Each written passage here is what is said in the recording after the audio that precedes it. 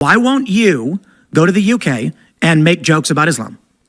I don't think it's very funny. I don't have any jokes about it. I'm so confused. Dude. Okay, let me help unconfuse you. Are there jokes that can be made about Islam? Yes or no? Wait, I don't want to. No? I don't want to go to that particular rabbit hole. Oh, no. You're terrified. You're a hypocrite. Of all the people in the world to be doing this, it should not be Tim Pool. Okay, we can have this discussion. We should have this discussion. Tim Pool, the absolute shill for Israel, the Benjamin Netanyahu buddy. Don't ever forget that he met Benjamin Netanyahu with the beanie hat on. Okay, in a secret meeting, and was so mad he was ready to rip Kim Iverson apart when she came out with the full story about what happened there. This guy is going to tell the guy Adam Conover that he is a hypocrite for not wanting to tell jokes about Islam, you know?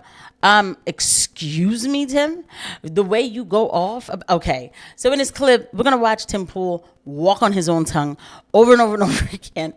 Adam is going to make the right points.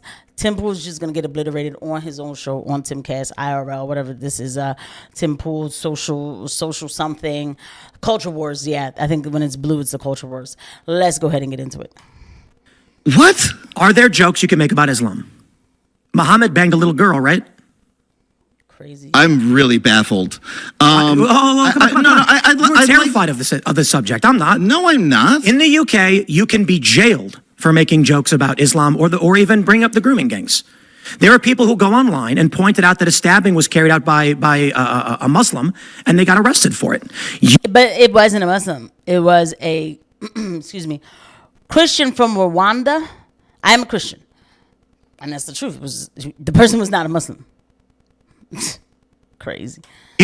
I'll bet you $1,000 you will not go to the UK and make a joke about any of that stuff. Because you will not go to a foreign country and in violation of their laws, speak out against what they've said not to speak out against. Do it. I dare you.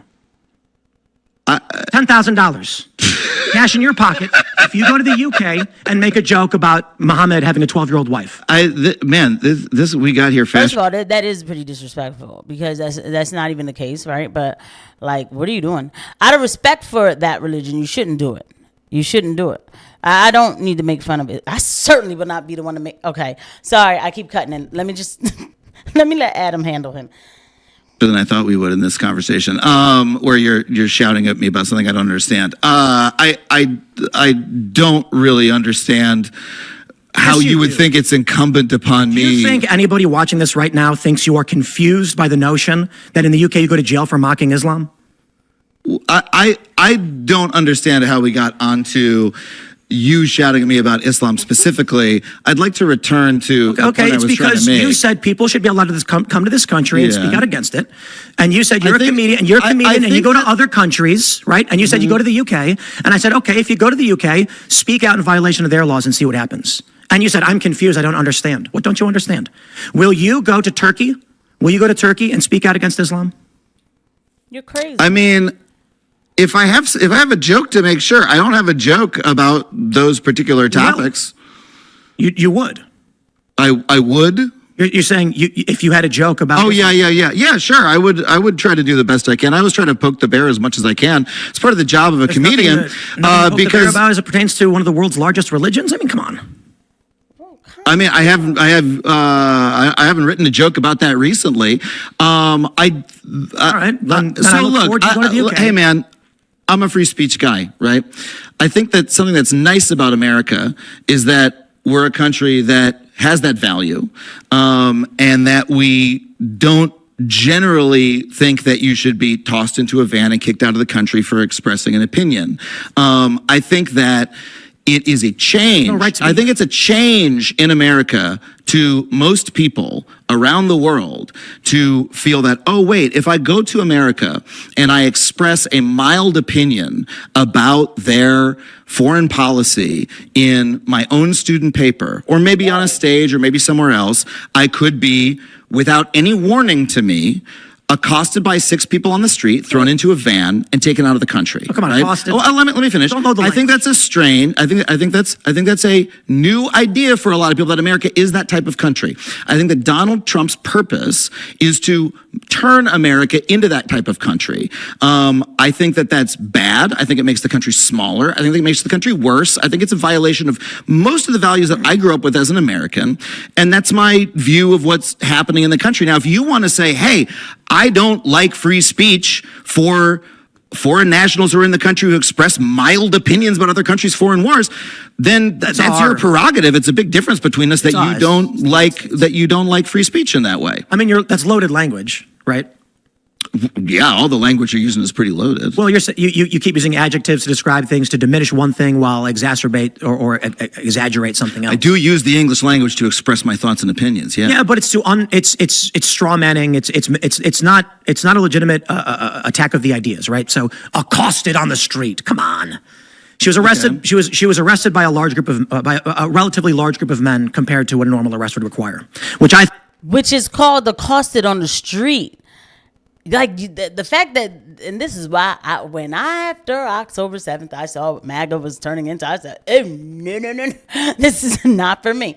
I said, the hypocrisy is so in your face. You feel like it's almost like a brick hitting your forehead. Like, are you kidding me? These are the people these people fight for freedom of speech. Fight. We're going to get America back. This girl who they deported, she was legally here. She had a residency. She'd been here for like, I don't know, since she was like 7 or something. Wrote an op-ed about the wars in that place. And then they like ambushed the joint and got rid of her. It's not even funny. Like, I'm just doing like, some nervous laugh or whatever, but it's really not funny. It was actually quite scary to see. And these people think it's just normal. Like, well, you're here visiting. You shouldn't have nothing to say about how we govern. Yeah, but you don't live in a sovereign country. Like, what does that even mean, bro? Like, what do you think? That's the flex? Well, you shouldn't have anything to say. Okay, now, well, I have something to say. But yes, they can have something to say. Like, what? Oh, my gosh. Ugh. Think they didn't need to do and was silly. So we can say she was arrested by several men, unmarked or plain clothes, which didn't need to happen.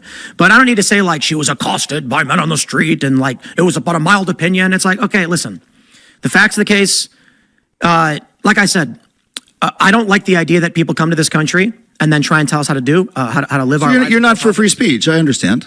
I think American citizens have self-determination and sovereignty, and I will say this even of the Canadians who keep coming here, and they keep getting involved in our politics. I'm friends with some of them, but I think it's fair to say that there is an issue with Canadians, largely conservatives, who come to this country and then start advocating for conservative values in a country they're not from. So, to be fair, there are liberals Canadians who do it too. I find it to be silly. That being said, Canada as a bordering nation with a largely overlapping culture is a morally different question, but still applies in much the same way principally. Can't even take it, guys. I'm sorry. I'm just gonna go ahead and end it because, like, this guy is like professional gaslighter.